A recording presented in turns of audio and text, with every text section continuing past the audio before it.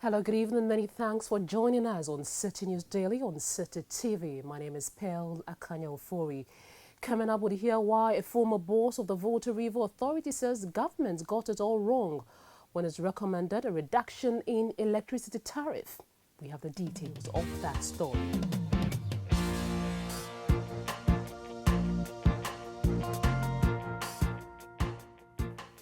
In our first story for today, Citi News Daily has gathered that the Teshie Desalination Plant has been shut down.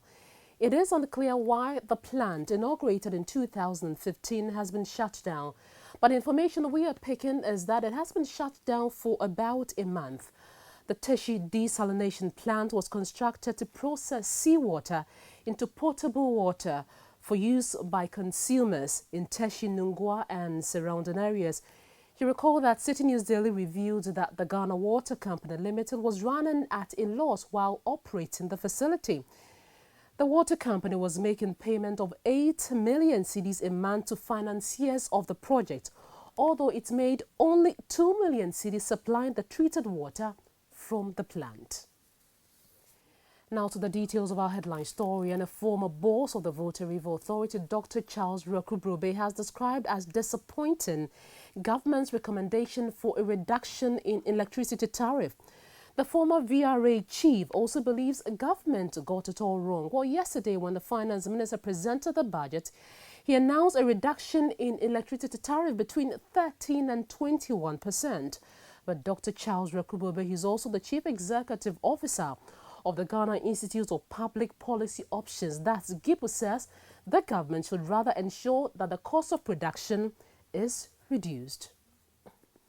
The National Communications Authority has shut down Accra Bays radio station for operating illegally.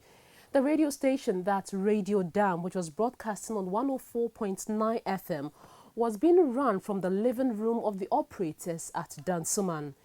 The authority has since issued a cease and desist order to the operators of the frequency.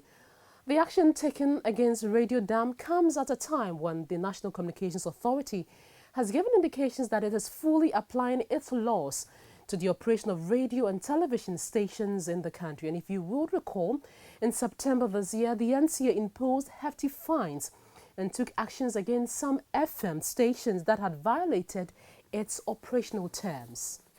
We'll take you to the Eastern region now because over 30 traders from the Central Business District of New Jabin in Koforidua today thronged the Eastern Regional Minister's office to petition him against the current relocation exercise being organized by the Municipal Assembly. Our Eastern Regional correspondent Neoni Amati Kanaku reports that some of the traders and hawkers who sell on pavement in the Central Business District of New Jabin say they will resist any attempts by the Municipal Assembly to relocate them to the Agata market as part of a decongestion exercise. The traders also gathered at the Eastern Regional Coordinating Council to petition the regional minister on what they say is the inhumane treatment being meted out to them by the Municipal Assembly's task force. Some traders and hawkers who trade on pavement in the Central Business District of New Jabin in Koforidua say they will resist plans by the Municipal Assembly to relocate them to the Agata market as part of a decongestion exercise. This morning, about 30 traders gathered at the ministries to petition the Eastern Regional Minister, Eric Kwachidafo, on what they say is inhumane treatment meted out on them by the Municipal Assembly Task Force. This followed a misunderstanding between the traders and the task force at the Agata market, leading to the arrest of an assembly member. Some of the traders who spoke to Citi News blamed the Municipal Assembly Task Force of working to sabotage the Nanado NPP-led government. The New Jabin Municipal Chief Executive, Comfort Asante, however, explained to the traders that the decongestion exercise was part of measures to implement the National Sanitation Campaign, which was launched by the President earlier this week. Meanwhile, leaders of the traders have been invited into a meeting by the officials of the national security. Ghana's Vice President Dr. Mahama Bawumia has revealed that the new Patriotic Party's Zongo Development Fund initiative was inspired by the late former Vice President of Ghana, Alhaji Aliu Mahama.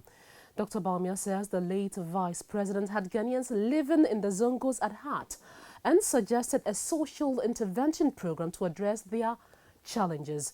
At an event to mark the 5th anniversary of Aliu Mahama's passing, Dr. Bawumia said the late Vice President made the proposal as a way of diffusing the propaganda which was being peddled at the time that the new Patriotic Party was against people from the northern and Zongo communities. And that does it for this evening's bulletin. My name is Akanya, Ofori. Thanks so much for watching.